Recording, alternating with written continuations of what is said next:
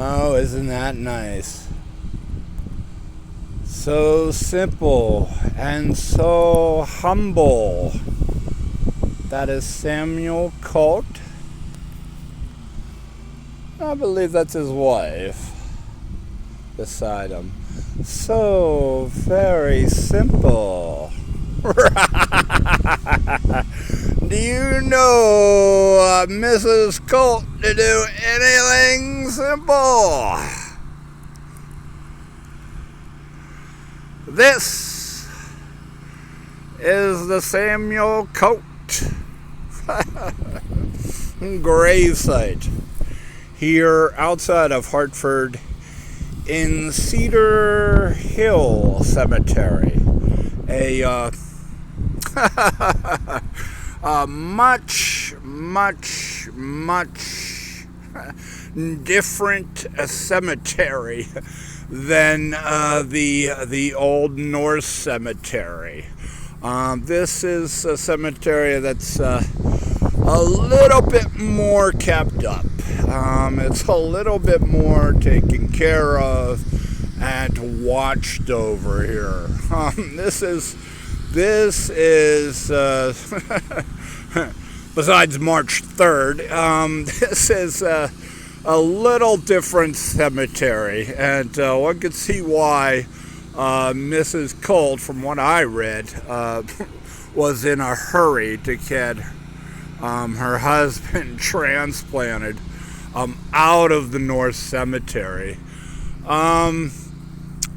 Besides being night and day, this cemetery has a number of notable figures to Hartford history and, of course, to the world history. The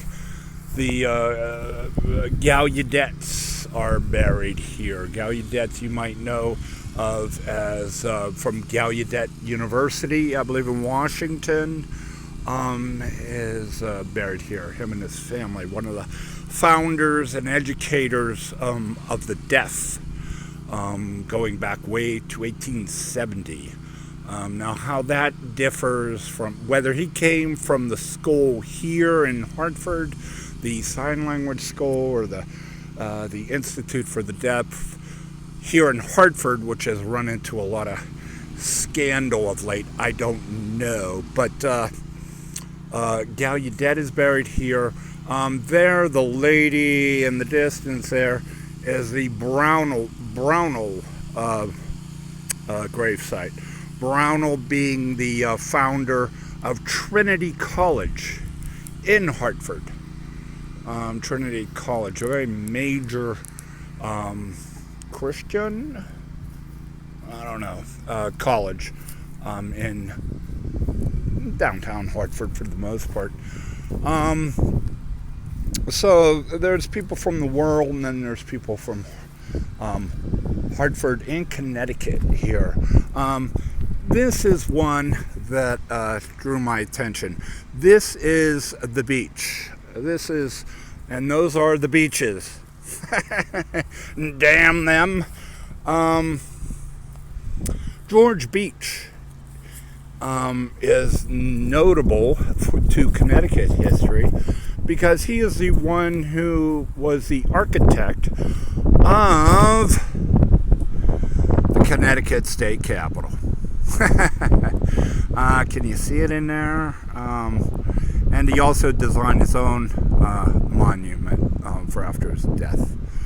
George Beach, the architect of the Connecticut State Capitol. What do you know? He was like a tradesman and a woolman or something, but he designed the state capitol. But a lot of those guys did back then. They kind of did very many things. They were a jack of all trades. Like Thoreau, of course, is probably the penultimate jack of all trades. He did everything. But George Beach, the architect of the Connecticut State Capitol. We are here. We are finally out of the pen, which the weather has kept me in for the past month or so. Bad weather And so this is the first warm day. It was sunny this morning. Temperatures were in the 60s, believe it, and falling off only to a low tonight of 50. So, needless to say, out of the pen, and it's payday also for me. So, I'm eating again, Mom, and and I'm doing what I want to do here. In Hartford instead of waiting for the warming center to open with the neighborhood kids anyways. But looking up here, I don't know how much longer in Hartford, and we're off to see the Wizard again. We're gonna take off to other parts of Connecticut. Right now, it's William enjoying the warm weather here in outside of Hartford at the Cedar Hill Cemetary. Look at those roads, huh? A little bit more than a horse carriage for those roads, huh? My, quite a difference here. Cedar Hill Cemetery.